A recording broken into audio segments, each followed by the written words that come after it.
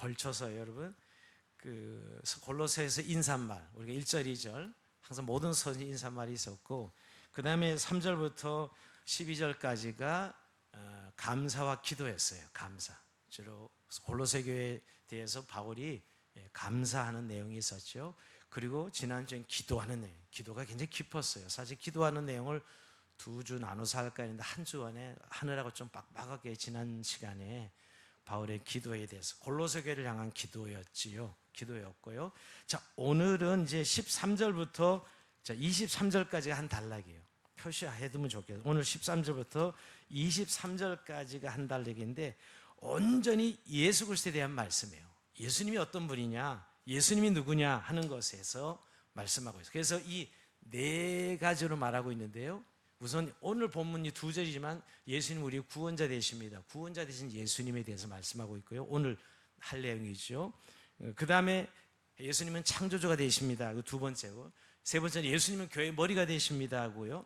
네 번째는 평화의 주님이십니다. 이렇게 예수님을 네 가지의 형태로 말씀하고 있어요. 23절까지요. 이거 근데 복음이죠. 그야말로 우리가 복음문에 우리가 복된 소식 이렇게 해석하면 안 되고 예수님이 복음이죠. 근데 의외로 이 예수님 복음을 잘 몰라요. 어떤 의미에서 우린 종교성을 가지고 자꾸 복음이라고 생각하는 분들이 의외로 많은데요. 자, 오늘 골로새서에서 왜 바울이 시작부터 예수님 이야기를 할까? 예수님만 말씀할까? 배경을 한번 설명드리면, 여러분, 당시 골로새 지역에 큰 지진이 2번 일어나서 도시의 경제가 무너지고 완전히 엉망이 돼버렸습니다.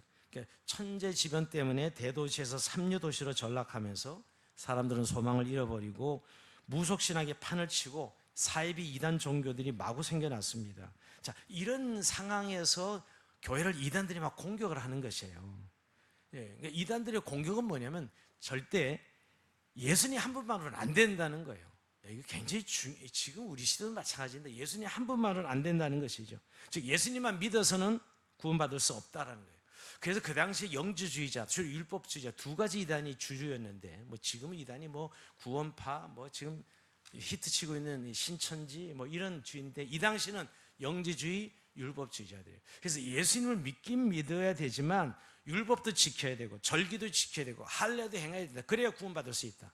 이런 이단들이 초대교회 이 골로새 교회를 아주 심하게 공격하고 있을 때입니다. 그래서 철학과 헛된 속임수로 공격하기도 하고, 또 다른 무리들은 천사 숭배, 금욕주의를 주장하며 예수님의 다른 것을 자꾸 이야기하는 거예요. 뭐 금욕주의, 뭐 할례, 이런 여러 가지 다른 종교적인 이야기들을 하면서 예수님만으로 되지 않는다는 이야기예요. 그러니까 예수님의 유일성을 공격하고 부정하고 예수님 한 분만으로는 충분하지 않도록, 그래서 예수님 외에 다른 것을 붙잡도록 하는 그런 이단들이 성행하고 있었던 것이죠. 자, 이런 이 골로새 교회를 향해서 바른 신앙을 지키는 방법은 예수님이 누구신가에 대해서 명확하게 아는 거예요. 그러니까 바울이 그래서 처음에 인사말 서론 끝나고 나서 바로 예수님의 말씀으로 들어가는 이유가, 지금 이들이 많은 이단들의 공격을 받으면서 예수님이 누구신가를 분명히 아는 것, 복음을 정확하게 아는 것이 가장 중요하다고 생각하고 바울은 복음을 이야기하는 것입니다. 근데 저는 오늘날도 유사한 것 같아요. 뭐 나는 신이다, 요새 그 넷플릭스 나온 것 때문에 여러분 얼마나 지금 이단에 대한 경각심이 높아지고 있는지요. 우리 한국 개신교 이단 수가 200만이 육박하고 있다는 이야기 듣고 그랬어요. 깜짝 놀랐는데 그게 통계가 정확한지 한번 확인하고 싶을 정도로 우리나라에 지금 이단 교인 수가 200만이 지금 거의 육박하고 있다는 거예요. 이럴 때가 있었나 할 정도로 말이에요. 근데 그것들도 가서 들어보면 종교성 강조하고 아주 매력적인 공동체 강조하고요. 예수가 아니고 교주가 딱 중앙에 앉아 있습니다. 항상 그들은 재림이 예수지, 여러분. 그러다 그들이 결국 보혜사고, 여러분. 그렇게 예수님을 살짝 비키고 예수님을 대신하는 교수들이 항상 거기에 앉아 있습니다. 처음엔 모르지만 이제 시간 지나면 다 그렇게 되는 것이죠. 결국 근데 전부 다 개신교, 그러니까 교인들이 간다는 거예요. 안 믿는 사람이 가는 게 아니에요. 교인들 중에 특별히 열심히 있는 특심한 사람들이 대부분 이단에 빠집니다. 그게 참 이상하죠. 열심히 없는 사람은 이단에 빠질 가능성이 없어요. 염려를 놓으시네. 열심 없는 사람은 이단에 빠지지 않습니다. 사실은. 근데 그 열심이 뭐냐면 복음이 없는 열심이에요. 결국 예수가 누군지 정확히 모르고 복음이 뭔지 모르고 열심만 내는 거죠. 그러다 보니까 기성교회는 너무 맹맹하고 기성교회 매력이 없는 거죠, 여러분. 너무 허한 거예요, 사실. 여러분, 예수님 오는데 열심 내면 그거 좀 허한 게 어디 있어요, 여러분. 그래서 빠지는 거예요. 허한 가슴을 딱 미끼로 삼아서 기다리고 있는 이단들이 있거든요, 여러분. 그런 부분에서 지금도 통일해요. 자, 그래서 여러분, 우리 시대의 문제점이 뭐냐? 예수를 안 믿는 건 아닙니다. 그분들 다 예수 믿었던 사람들이에요. 근데 문제는 예수님을 믿긴 믿었지만 예수님으로 충분하지 않다는 것이에요. 그러니까 예수님으로 다 해결된다고 생각하지 않고 있는 것이죠. 오늘 참 바울이에요. 예수 그리스도가 어떤 분이시 우리가 분명히 말씀하신 이유가 뭐냐면 바로 예수님 한 분만도 충분하다는 것. 우리가 이렇게 현실 문제 딱 부딪히면 예수님 믿어도 별거 아니네, 해결이 안 되네, 이런 생각, 이거 굉장히 위험한 생각인데요. 이게 사실 예수님 없는 사람이에요, 따지고 보면요. 그러니까 현실이 어려운 문제를 딱 만나니까 뭐 예수님 믿어도 뭐 어쩔 수 없다는 식의 이야기가 결국 이래서 이단에 넘어가는 거예요, 사람들이요. 예수님만으로 충분하지 않다, 이렇게 생각하는 것이죠. 그러니까 사실 복음을 잡고 잘 먹고 잘 살고 뭐 예수님 믿으면 뭐 그냥 모든 문제가 해결되고, 이게 복음이에요, 여러분? 그야말로 가짜죠, 가짜, 거짓이에요, 여러분. 그런데 언젠가부터 복음이 잘 만사형통 잘 되고 뭐 모든 문제가 없고 이런 식의 종교적 진리를 복음이라고 생각하고 있는 거죠. 자기에게 듣기 좋은 복음이겠죠, 여러분. 성경이 그게 복음이에요? 아니라고요. 오히려 복음은 여러분, 이런 혹독한 시대를 만나고 정말 고난을 만나지만 예수님 때문에 그 고난을 이겨내고 예수님 때문에 행복하고 예수님 때문에 그 고난 중에도 여전히 미래를 헤쳐나갈 수 있는 사람들이 진짜 신앙이, 그게 복음이죠, 여러분. 근데 우리는 복음을 거꾸로 만들어요. 그래서 여러분, 우리는 정말 예수님을 제대로 알고 있느냐 하는 것이에요. 예수님 안 믿는 문제가 아닙니다.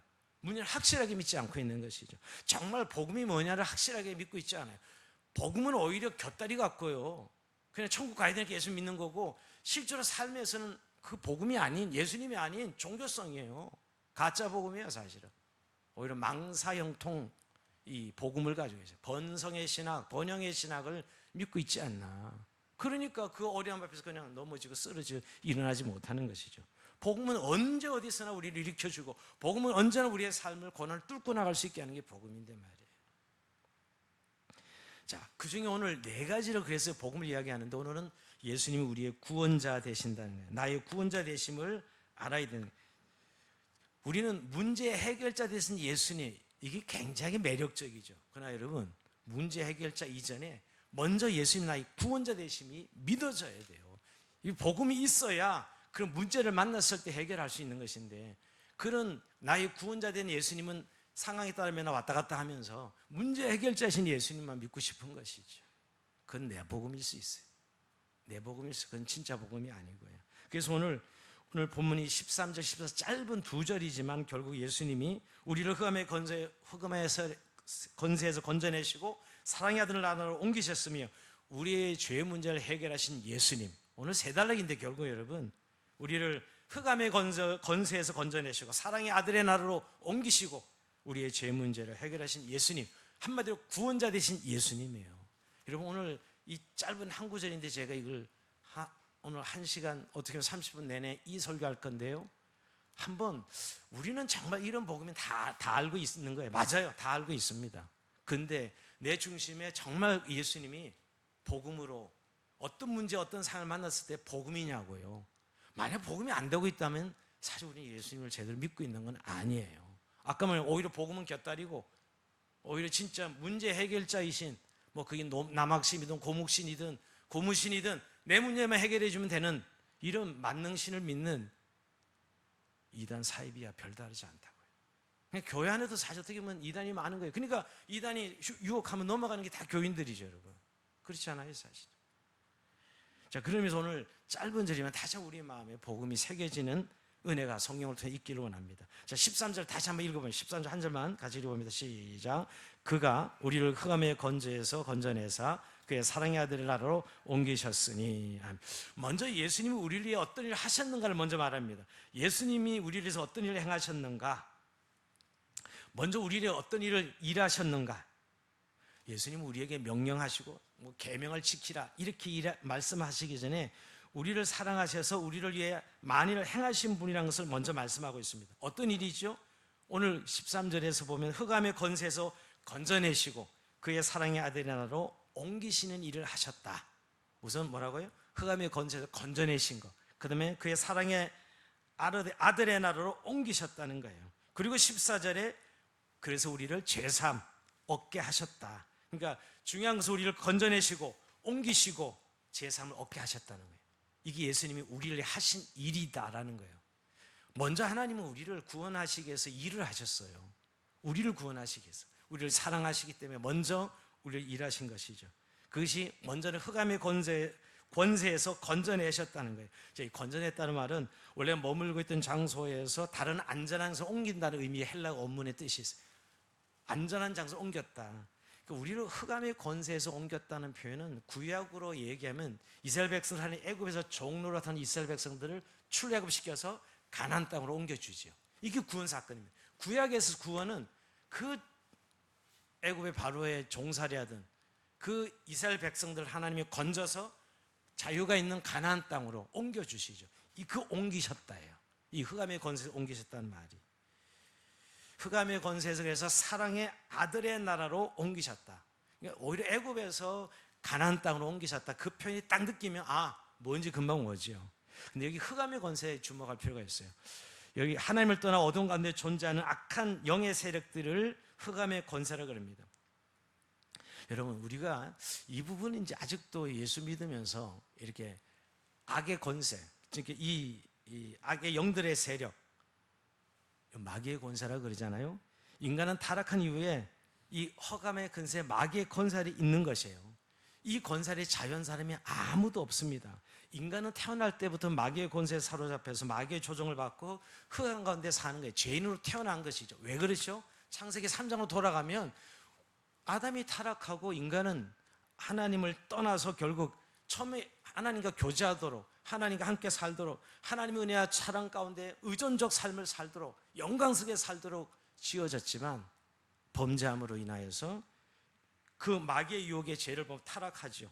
선악을 알게 하는 실과를 먹었을 때 하나님을 우리가 하나님처럼 될 것이다 하고 기대하고 막 이게 죄거든요. 인간의 자리가 하나님을 영광을 돌리고 이렇게 지음받았는데 마귀가 유혹해가지고 아니야 너 하나님처럼 될 수 있어 라고 선악과를 따먹었을 때 결국 흑암의 권세 아래 악의 세력에 사로잡혀서 죄인이 된 것입니다. 그래서 생각이 어두워지고 마음이 어두워졌고 결과가 어두워진 겁니다. 하나님을 떠난 인생은 결국 모든 것이 그 악의 지배 아래 있기 때문에, 마귀의 세력의 지배 아래 있기 때문에 생각과 마음이 어두워졌고 결과가, 생각하는 것이 죄예요. 여러분, 인간은 굉장히 고상한 것을 생각하지만 우리는 우리 자신을 잘 압니다. 우리의 본성 안에 어떤 생각을 하고 살아가고 있는지. 여러분, 우리가 그 죄인됨이라는 의미가 죄를 지어서 죄인됨이 아니고요, 하나님 없이 내가 하나님 되는 거예요. 결국 내 생각대로 살 수 있고 내 마음대로. 여러분, 인간이 태어나고 태어났어요. 인간은 하나님 의존적인 인생일 수밖에 없는데도 불구하고 항상 자기는 왕이고 내가 내 마음대로 살 수 있고 내 뜻대로 할 수 있다고 생각하는 것, 그게 바로 죄예요. 본질이에요. 그게 마귀의 본질입니다. 하나님을 떠나서 자기가 왕처럼 살아가는 것이죠. 이게 흑암의 권세예요. 우리는 죄 그러면 찔러 뺏고 이런 도둑질 이런 것만 생각하는데 죄의 본질을 생각해요. 결국 하나님을 떠났기 때문에 어둠이고요, 빛 대신 하나님을 떠났기 때문에 어둠의 권세 아래 있는 것이죠. 그래서 그 결과가 뭐예요? 심판입니다. 죄만 생각하고 죄 짓다가 심판, 이게 바로 죄인의 운명이죠, 여러분. 근데 여기서 우리를 건져내셨다. 흑암의 권세에서 예수님이 하신 우리를 건져내셨다. 우리 힘으로 빠져나올 수 없는 일이죠. 여러분, 출애굽 사건은 절대 이스라엘 백성들 스스로 출애굽할 수 없었어요. 하나님이 그들을 강제로 빼서 가나안 땅으로 옮기시는 것이죠. 자기 힘으로 빠져나올 수 없었어요. 근데 우리를, 예수님께서 우리를 흑암의 권세에 그래 내버려 두지 아니하시고 우리를 빼내셨다. 그래 안전한 장소로 옮기셨다는 거예요. 오늘 건져내셨다는 완료형으로 쓰고 있는데요, 진행 중이 아니라 우리가 과거에 예수님 몰랐을 때 우리가 어둠 흑암의 권세에 있던 우리들을 건져내셔서 안전한 나라로, 즉 더 이상 사단의 권세 지배 아래 놓이지 않도록 하셨다는 것이에요. 이거 너무너무 중요해요. 많은 사람들이 아직도 이 마귀의 권세 놓여 있는 듯한, 늘 이렇게 저주가 운명이고 죽음이 내 운명이고, 여러분 예수님 안에서 이제 살아가는 것은 우리가 육체적으로 한번 죽고 또 여전히 아직은 육체가 있어 죄를 짓지만 우리는 더 이상 사단의 권세에 놓인 자들이 아니라는 거예요. 주님께서 우리를 흑암의 권세에서 빼내서 안전한 장소로 옮겼다는 거예요. 그런데 우리가 이 땅에 살아갈 때는 아직도 마귀의 이 역사가 있고 사단의 세력들이 아직도 잔존하기 때문에 우리를 위협하는 그 위협을 보면서 사람들이 겁을 먹고, 마치 예전에 내가 예수님 몰라서 사단의 권세가 있는 것처럼 자기 자신을 비하하고, 또 그 믿음 없을 때는 어차피 안 되는 걸, 어차피 죄 짓잖아, 뭐 어차피 부족한 거, 연약한 걸, 물론 인간의 한계와 연약함을 우리가 인정하는 죄인인 것은 인지해야 돼요. 하지만 더 이상 사단의 권세가 우리를 장악하고 우리를 붙잡을 수 없다라는 거예요.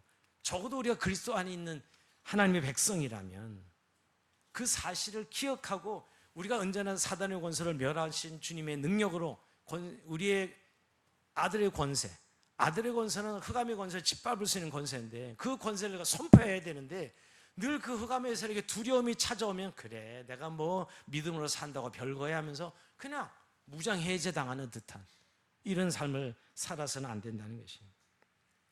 이제 우리를 하나님의 나라로 옮기셨다는 거예요. 사실 여기 근데 사랑의 나라라고 표현하고 있죠. 이 표현이 여러분 참, 저는 오늘 말씀 묵상하면 사랑의 아들의 나라, 아들의 나라인데 사랑의 아들의 나라라고 말하는데, 우리를 흑암에서 건져내신 하나님의 뜻은 온전히 사랑이었어요. 우리가 죄인 되었을 때 그리스도께서 우리를 위하여 십자가에 죽으심으로 하나님께서 자기에 대한 사랑을 확증하신, 우리를 사랑하셨기 때문에 우리를 건져내서 사랑의 하나님의 나라로 옮기신 것이죠. 여러분, 우리가 부모가 자녀를 사랑하는 건 무조건적이죠. 그것처럼 하나님이 우리가 죄인 되었을 때 우리를 사랑하셔서 흑암에 있는 우리들을 건져내셔서 하나님의 나라로 옮기셨다는 거예요. 그의 나라 안에 거할 수 있도록. 그러니까 이제 여러분, 흑암의 권세를 두려워하지 말고 맞서야 돼요. 우리를 아무리 위협해도 우리가 복음으로 산다는 거, 여러분, 우리를 두렵게 하는 세력이 항상 있습니다. 여전히 이 세상 사람. 그때 우리가 이 흑암의 권세에서 우리를 자유케 하시고 우리를 하나님의 아들의 권세로 살아가게 하신 주님의 능력을 선포하고 나갈 수 있어야 되는 거예요. 포기하지 말아야 돼요. 너무 쉽게 우리는 이 두려움에 맞서지 못하고 이 세상이 주는 어떤 위협, 사람이 어디서 힘을 잃어버리냐면 진짜 육체가 피곤해서 잃어버리는 게 아니에요. 마음과 생각에서 먼저 흑암의 세력이 우리를 사로잡으면, 그래 난 안 돼, 못해, 뭐 될 대로 되라 이러면서 결국 망가지는 거예요. 무너지는 거예요. 그래서 늘 여러분, 우리 그 권세를 주신 주님 앞에 믿음을 선포해야 되죠. 믿음을 선포해야 돼요. 나는 이미 사랑의 아들의 나라로 옮겨진 하나님의 백성이다. 마귀를 이길 수 있고 마귀를 밟을 수 있는 하나님의 자녀다는 권세를 확신하고 늘 선포하고 살아가야 돼요.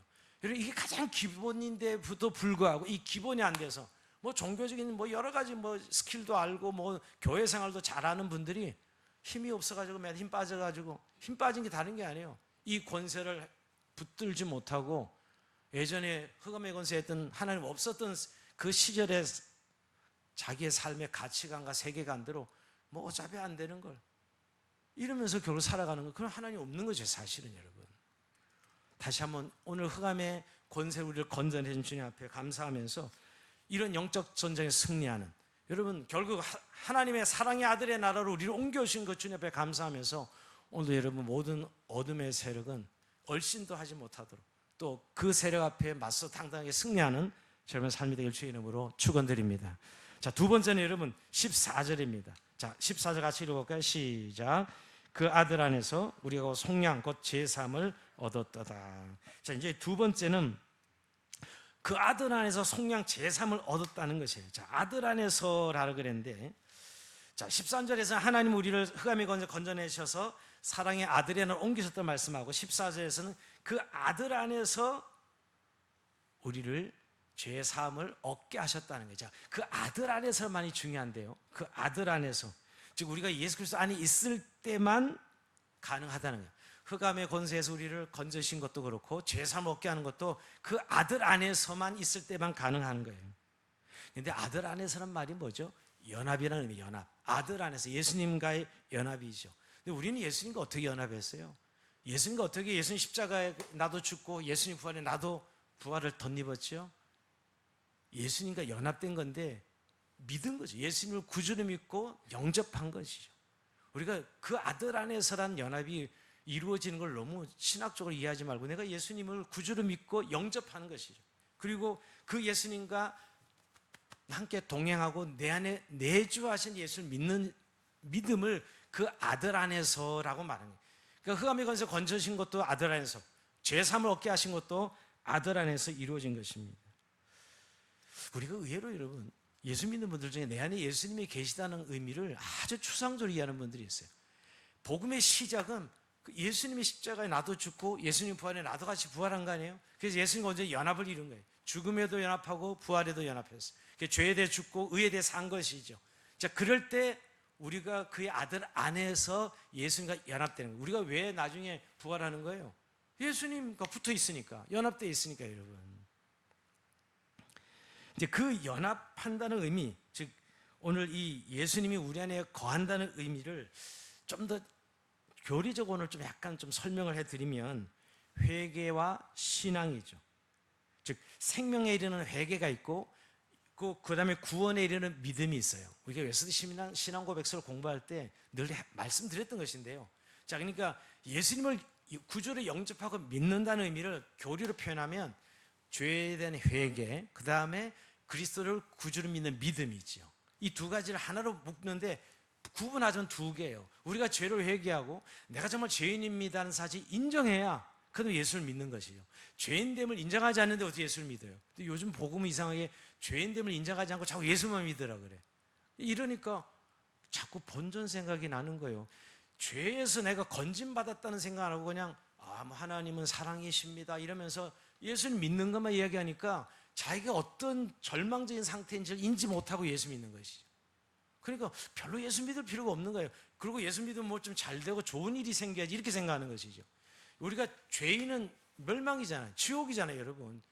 죄의 삭은 사망이라. 근데 거기서 건져낼 때 우리가 거쳐야 되는 게 회개입니다.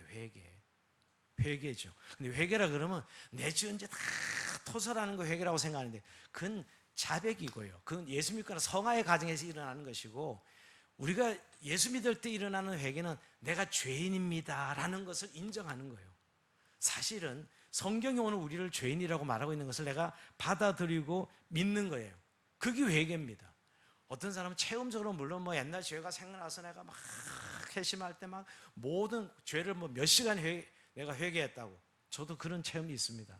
성령 체험할 때 밤새 회개를 했어요. 근데 그런 체험을 말하는 게 아니라 우리가 예수를 믿는다는 의미는 반드시 내가 죄인이라는 사실을 인정해야 돼요. 말씀에 나온 대로. 그리고 내가 죄인임을 자백하고 용서를 구하니 내가 얼마나 엄청난 죄를 깨닫고 통회하며 자복하고 하나님으로만 나가야만 내가 살 수 있어. 그 죄를 용서받을 그렇게 믿는 게 믿음이에요. 근데 그런 가정 없이 복음을 받아들인 분이 종종 있는 것 같아요. 저는 아까 말한 대로 너무 복음을 나이스하게 받아들인 거죠. 뭐 하나님은 사랑이십니다. 너무 이런 관점에서. 그래서 뭐 내가 뭔 큰 죄를 졌길래. 맞아요. 별로 이렇게 우리가 생각해 보면 착하게 산 분들은 또 가정이 환경이 좋은 분들은 대부분 그렇게 심각한 죄를 짓지 않고 삽니다. 사실은 그렇지 않아요?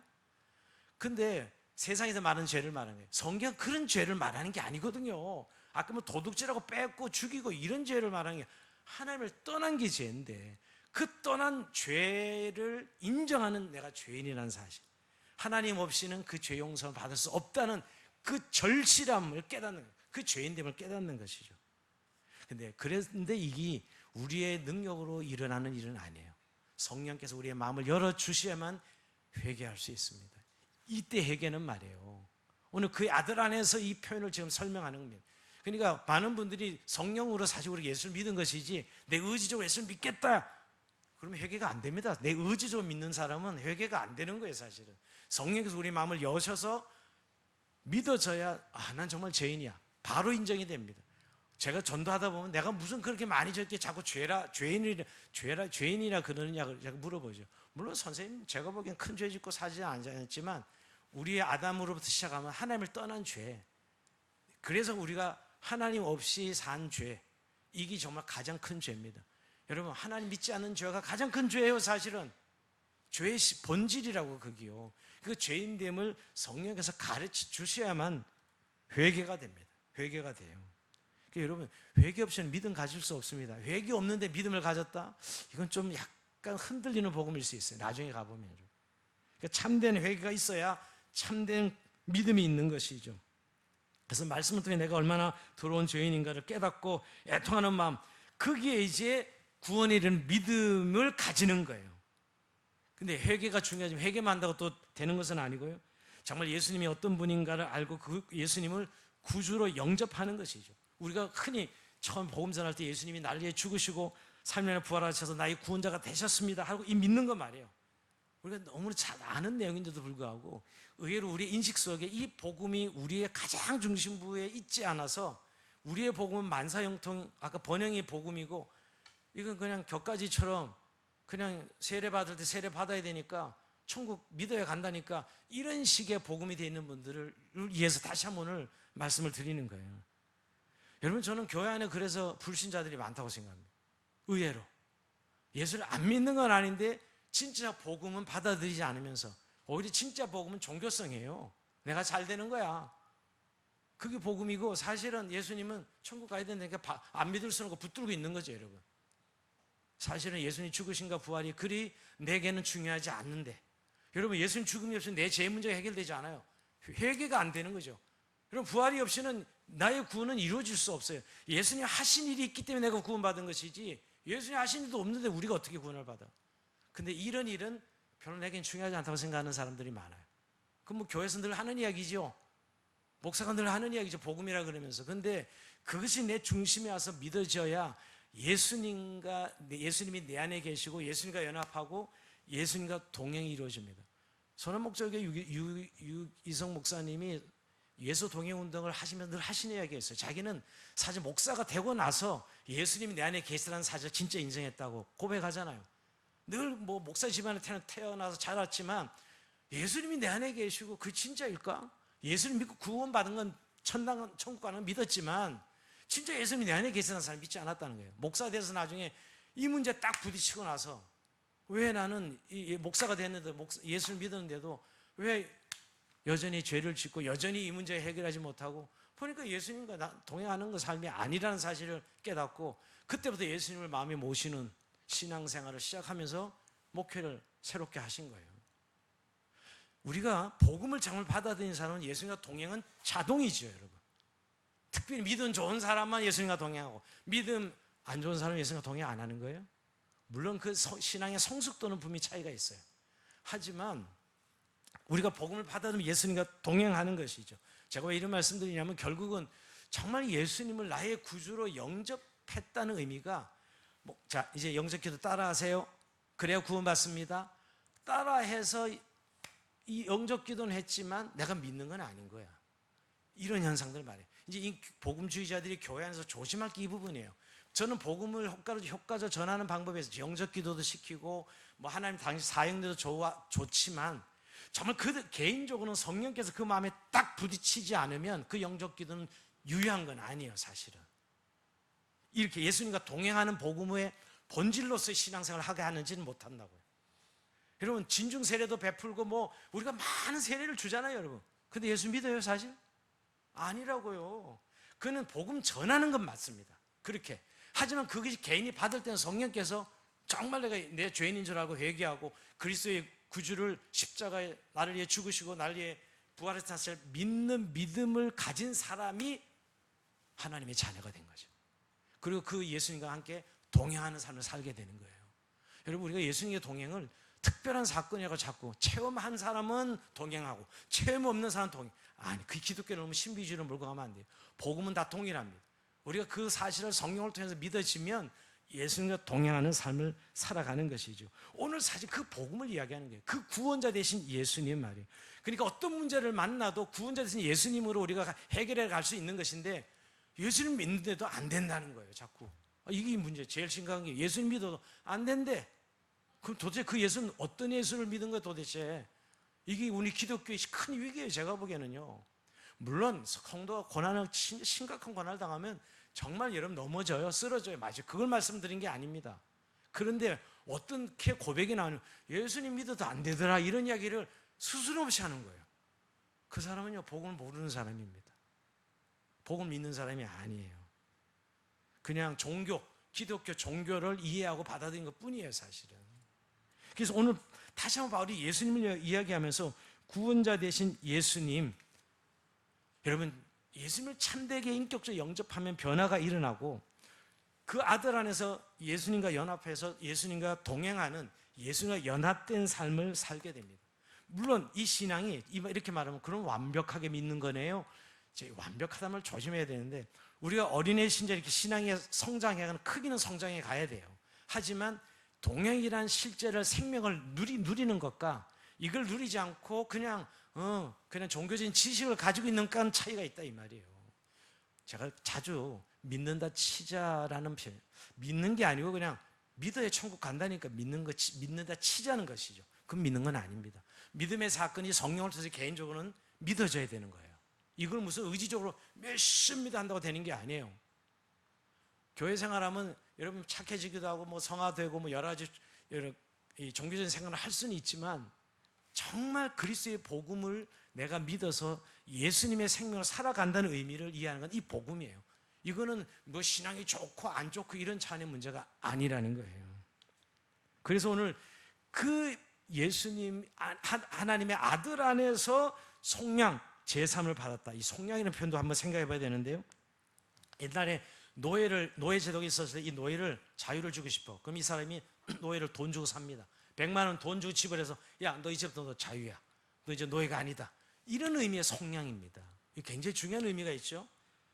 노예를 자유롭게 풀어주니, 그래서 속전이라 그러죠. 속전. 그래서 예수님도 마가복음 10장 42절에 인자가 온 것은 성민을 받으려 함이 아니라 도리어 섬기라고 자기 목숨을 많은 사람의 대속물로 주려 함이라. 이 대속물이 바로 속전이에요. 속전. 이 대속물로 주려 함이라.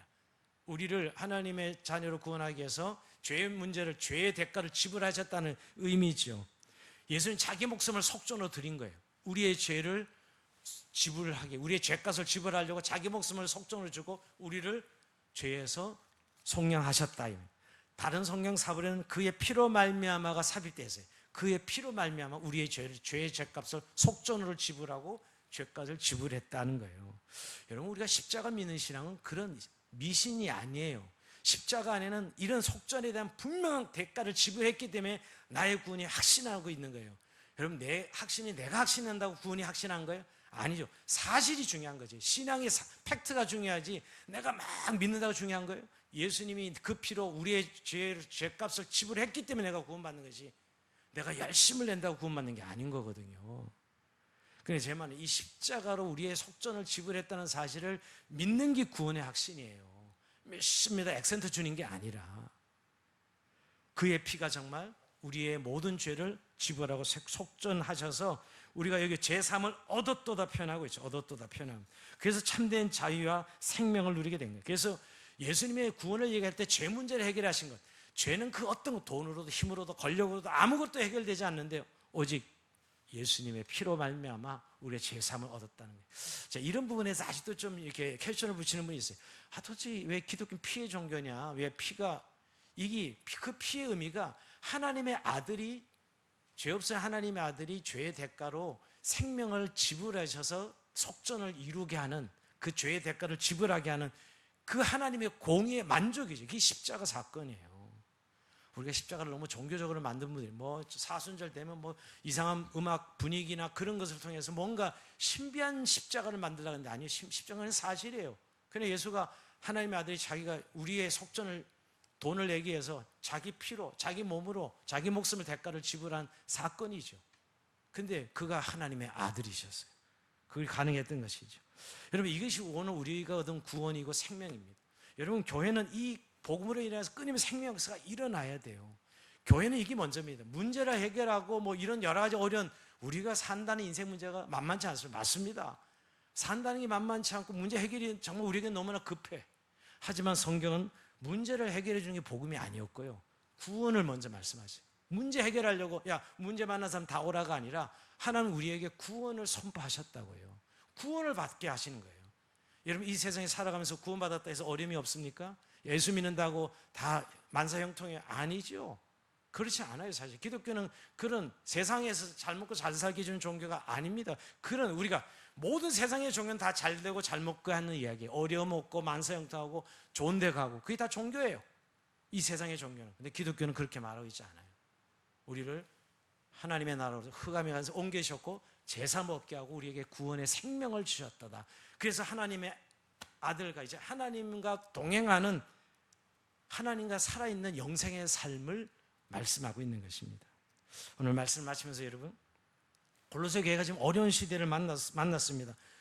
천재지변으로 경제가 무너져 삶의 소망을 잃어버리고 이단들이 마구 교회를 공격하고 있었어요. 그때 바울은 가장 먼저 예수님을 알아야 됩니다 선포하고 있어요. 예수님을 알아야 됩니다. 예수님을 더 분명히 알아야 된다는 것이에요. 그래서 현실만 바라보며 절망에 사로잡혀 살 것이 아니라 주님을 바라보며 참된 소망을 붙잡고 현실을 극복해가는 믿음으로 살아가야 된다는 사실을 가르치고 있는 거예요. 사실 어떻게 보면 이렇게 위로나 값싼 위로나 하고 문제 해결이 됩니다라고 이야기해야 될 것 같은데, 이 어려움이 있는 이 성도들에게 먼저 구원자 되신 예수님을 선포한 이유가 그 때문이죠. 여러분, 당장 급한 문제는 직장 문제가 해결되고 우리의 건강 문제가 해결되어지고 이런 것들일 겁니다. 아마 골로새 교회 성도도 마찬가지였을 거예요. 그러나 사도 바울은 먼저 우리가 가장 먼저 알아야 될 것은 예수 그리스도가 나의 구원자라는 사실, 내가 누구라는 사실, 내가 구원받은 하나님의 자녀라는 사실, 우리가 흑암의 권세 건져낸 하나님의 아들의 권세를 가졌고 하나님의 나라에 있는 하나님 백성이며 우리가 죄사함 받은 하나님의 자녀입니다. 이걸 먼저 회복하기를 원하는 거예요. 오늘 여러분 이 밤에 우리 안에 이것이 희미해져 있지는 않습니까?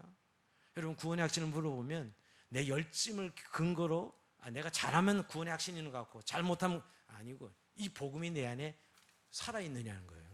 구원자신 예수님 복음이 내 안에 선명히 살아있느냐는 거지. 그럴 때 그게 구원의 확신이라 말하는 거지, 내가 열심을 내고 열심을 안 내고의 문제가 아니죠. 여러분 정말 그런 의미에서 어려운 문제를 만나서도 이 문제를 해결하는 것보다 더 중요한 것은 나의 구원자 되신 예수님을 만나는 것이에요. 여러분, 우리가 고통에서 벗어난 것보다 흑암의 권세 벗어나는 게 훨씬 더 중요하죠. 근본적인 것을 기독교는 말하고 있는 거예요. 복음은요, 근본적인 문제. 그래야 우리가 이 땅에 살아가면서 생명을 있는 그리스도인으로 살아갈 수 있기 때문이죠. 다시 한번 여러분, 이 밤 이 짧은 두 절에 있지만 우리가 잘 알고 있는 내용이지만, 나는 내 마음에 이 복음의 구원자 된 예수님 마음의 품음으로 우리가 만나고 있는 어떤 상황, 어떤 문제 속에서도 그 구원자인 예수님 믿음으로 문제를 해결해 나가고 밝고 어둠의 세력을 뚫고 나가고 믿음으로 선포하고 나가고 있는가, 그걸 확인하면서 다시 한번 주님 복음으로 이 밤에 무장시켜 주시고 구원자된 예수님과 함께 동행하는 삶을 사는 저 여러분 삶이 되길 주의 이름으로 축원드립니다.